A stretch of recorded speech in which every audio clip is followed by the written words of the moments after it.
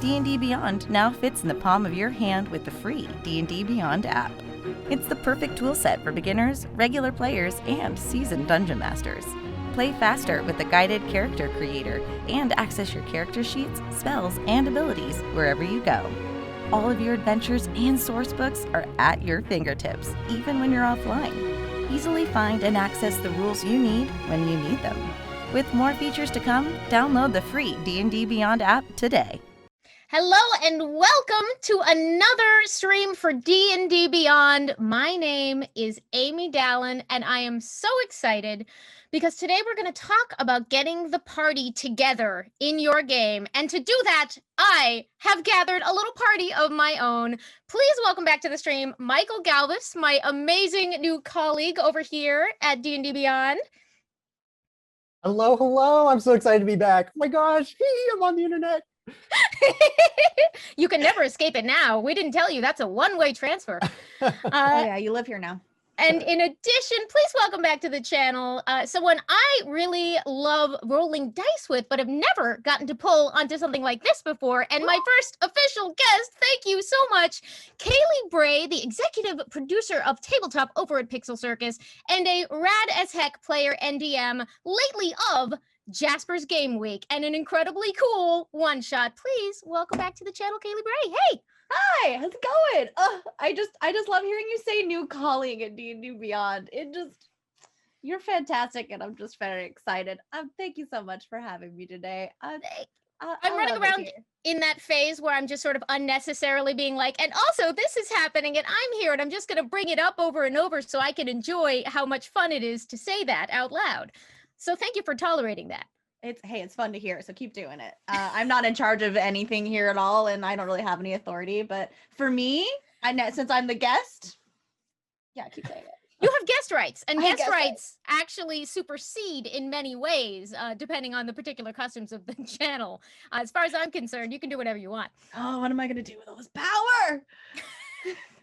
Please submit your votes as to what Kailey should do with all that power, along with any questions you might have that pertain to today's topic. And if we have some time, we will try to get to a couple of those. Thank you so much to our mods who are going to be collecting those in chat today. But the topic at hand is getting that party together. I was thinking about this because, of course, all the wonderful Jasper's Game Week games are going on right now, and a lot of those involve getting together people who've never played together or characters who've never met.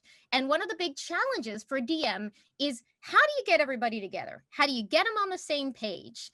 So I was curious, for both of you, what are your best tricks that you're willing to hand to the internet for how to get the party together? Do you go with a classic intro? Do you have something of your own?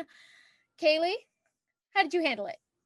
Well, specifically for the Jasper's game, I let them kind of have the backstory of their location that they were in. And a lot of the times for my one-offs for Jasper's and other one-shots, for modules that are kind of like I've had pre-written already, I'll say you're already an adventuring party, and these are the experiences that are available in this town, and as we kind of reintroduce you to this location that you're in, you can start to tell me what you've been doing here and how you've been doing these things together, and how you relate to these things together. Specifically for my game of Jasper's, it was, you are well aware of this specific apothecary, and now you're going to go to her shop, and you can shop and try her things and relate to her. And as you learn about her in the shop, you also start to learn about each other. And the players have always been really, really wonderful and good about really actively listening to each other and seeing the choices that they make and being like, oh, you know what? That's a fun choice. That's going to inform a choice that I want to make. And now we have a relationship, and giving them the opportunity to kind of like build that with an NPC that's really colorful, that they can relate to really, really quickly and easily, is a great way to kind of just like build those relationships really fast that we've already decided kind of exist, but then fleshing them out. That's amazing. So you've started in that sense with, you know, the situation for your story, and you've given it a setting that has a location, that has a person, all of which they can sort of react to or around, so that they're not sort of flailing in open air. Right. Nice. Michael, what about you? How do you get people into an adventure? Okay, so I actually had a pirate-based campaign a couple years ago, maybe like a year and a half. It was pre-pandemic, so entirely different world. And that particular campaign, I actually, in the session 0, decided all of the characters know each other already. You already have your own boat. And first session, you guys are going to be porting in this particular city. So each of you in private tell me, how would you like to spend your time in the city? And so that way, when the first session started, we already had that sort of like the different players bantering with one another. A really fun part of it was that they could just make up stories on the fly. Like, oh, remember that time you stubbed your toe and fell off of the ship? And then suddenly it's lore, it's canon. And then we would have, yeah, we would have a lot of fun just like having that sort of like, no, that didn't actually happen. That didn't happen. So you gave them a shared context, but you also asked them to bring individual pieces to it in terms of that downtime. So they got to show off their different personalities, but they still had that reason to all be together. Absolutely. Ah, that's great. I have stolen a lot of tricks from friends that I've played with, but my friend Rich Milena Weber did a handout that became one of my favorite things when we were starting a game once, which was very much just pre-answering a couple of questions about yourself and your scenario. And I've always been a big fan. It can be very fun to start out as total strangers, but either, especially for a one-shot, getting everybody in the you already know each other, figure out how can save so much time. And if that's not what you go with, choosing a couple of specific relationships can be such a time saver. And I'm a big fan of that because deciding that you are brothers before the game still doesn't mean it can tell you exactly what kind of relationship you'll have. Maybe you're brothers who fight all the time. Maybe you're brothers who are super devoted. Maybe you're brothers who are super devoted and fight all the time. You'll kind of find that out as you go, right? Absolutely. So how much would you say you do ahead of time and how much would you say you find in the moment? And does that depend on whether you're sort of taking it easy with a long campaign or is it sort of a similar prep every time? Michael? Well, it kind of varies campaign to campaign, but I would say one of my favorite things to do when I'm starting off in a campaign is, so you've already established like, okay, you have walked into a tavern, I have set the stage for you, and then I will say, Dan, what is your character doing in this moment? And then I'll give him like a little scene, and that helps the other players get an introduction to his character. And I'll just go one by one, let them each have their own moment, and then I'll drop the bomb on them. So, if you played Waterdeep Dragon Heist, small spoiler, there is a combat in the first chapter. And that's how the party comes together, is that you're all hanging out at different tables. Maybe you don't want to talk to each other. Boom, there's a huge combat and you're the last one standing, maybe. A crisis is a great way to bring people together because you're going to have to make a lot of choices very quickly. Kailey, what about you? How much is prep and how much is reaction, or is it fluid every time? I really do base it off of the people that I'm playing with. Something that I like to do often is I'm usually someone's first DM. I bring a lot of new players to the table, especially with Damsels. When we were making the YouTube series, it was a lot of my cast had never played Dungeons and Dragons before. So I had to teach a lot of people and bring a lot of people into the fold. And so the first thing I did is like, let's sit down and let's play a game. And the first thing I did with these wonderful, wonderful players is I made them fight a dragon like within the first 5 minutes. Oh, wow. It was a dragon. And so it was like, hi, you're at a ball and it's wonderful. And a dragon attacks the ball because they're all princesses. So they have these pre-created characters, and a lot of people, they're very familiar tropes, and it's something that's like really, really familiar to them. And then you're throwing them into a really high stakes, intense situation, and it gives them a chance to learn so much about the game and so much about each other. And the mixed experience at the table really encourages this like camaraderie. So you can help each other when explain a rule or understand what's happening. But then a brand new player will have this wildly creative, off the wall idea that's somebody who's been playing for a long time and is in the habit of the way that like the structure of the rules works. So you learn so much about each other as players and as about characters in a really big surprise, high stakes situation that I like to do a version of that, especially for new players every time. But it is always kind of tailored to the group and the number of and like the level and the range of experience that's in the group. That's usually how I go. Yeah. I absolutely love that because in some ways it's counterintuitive.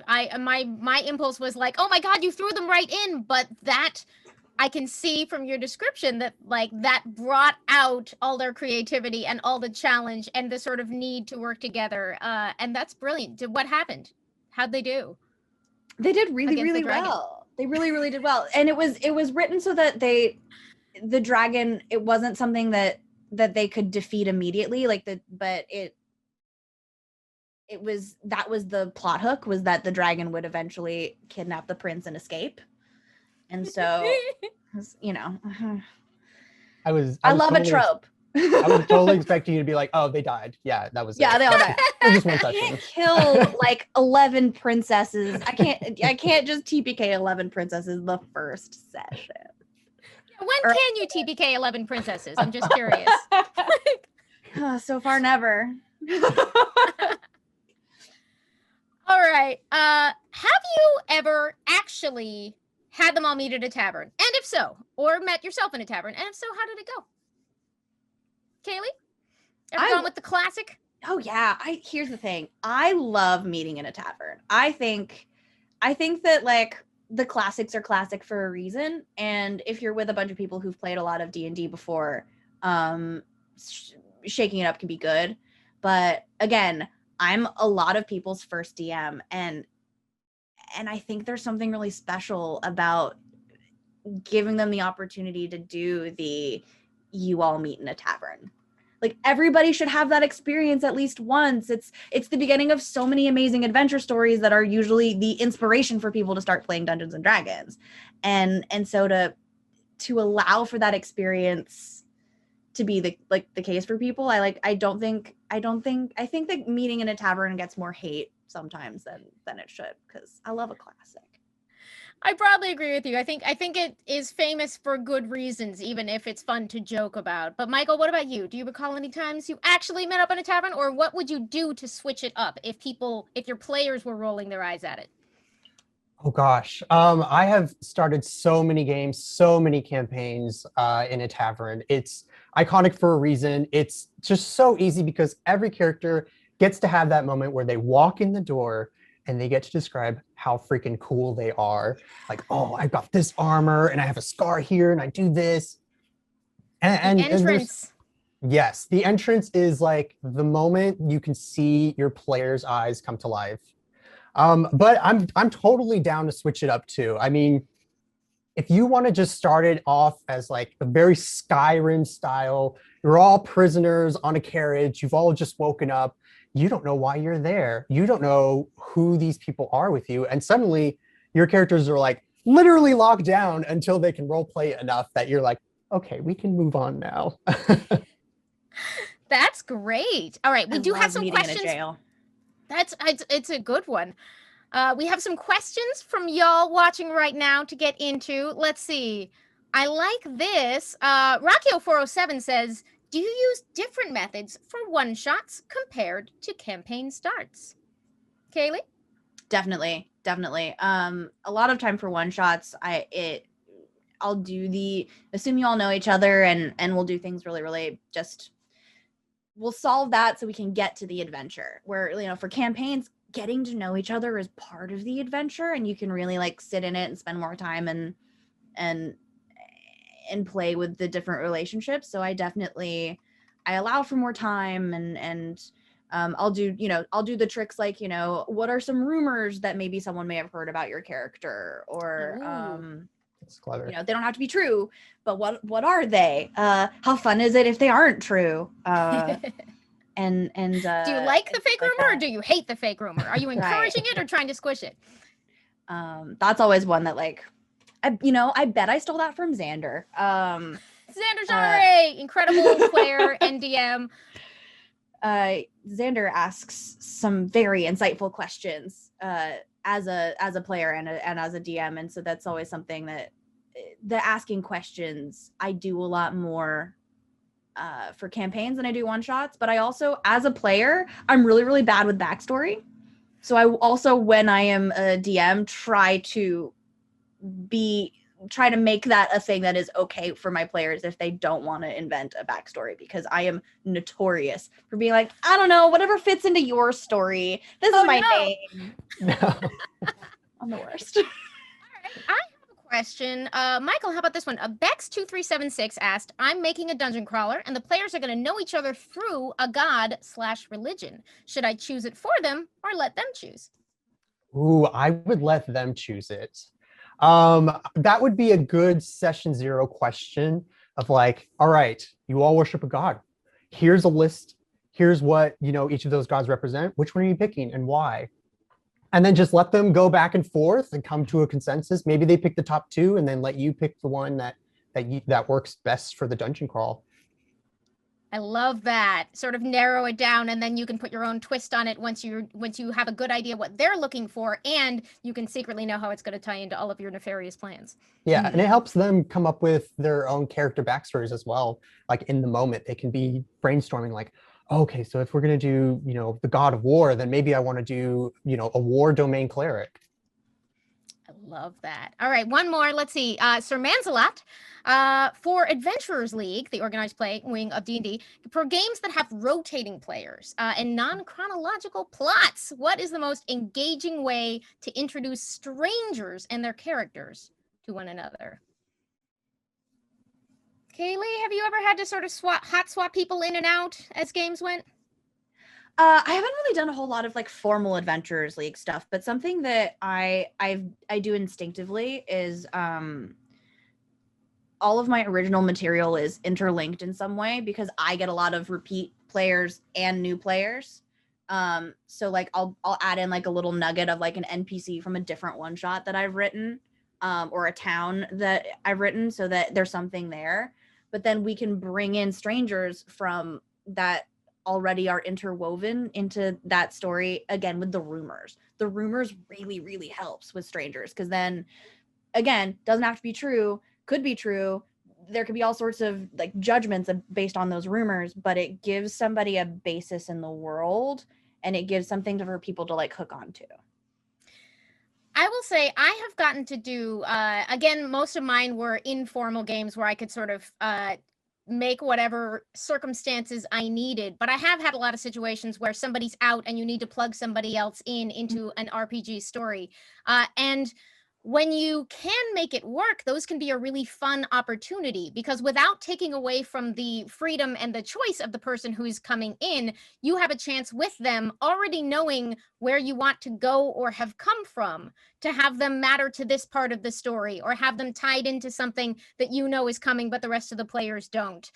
So while at first there's always that moment of panic where you're like, but I knew my whole table for today, I have often had a really good time having to sort of improvise, being like, okay, now I got to figure out what happened to that player, and figure out where you come from. And you can even be like, and who you might be mad at, or trying to track down, or carrying secrets about that will help to expose what else is going on in the game. So if you have that kind of freedom, it can turn out to be a lot of fun.